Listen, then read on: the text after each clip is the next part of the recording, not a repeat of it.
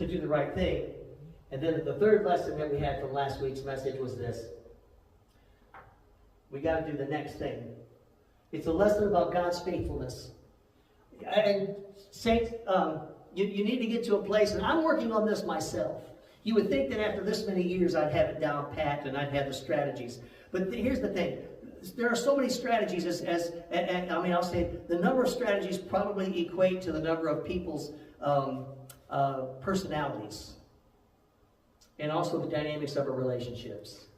That's why it's absolutely imperative that this year, 2025, I just had this coming, 2025, it's time to be alive.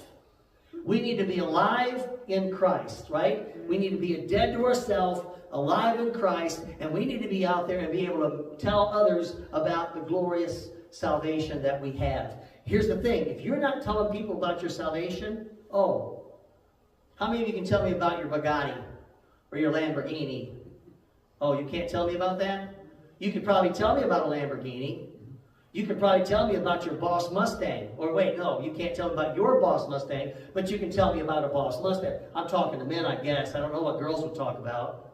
Well, you'd think I would after having 2 girls and I'm married to one. Well, my point is, how can you tell about something that you don't have? I mean, really, we want to testify about this real God who sent a real Son who paid a real price of death on the real cross. Some of you are just really dissatisfied with just being able to bicker and argue. It's just and feel like you came out with some sort of a triumph.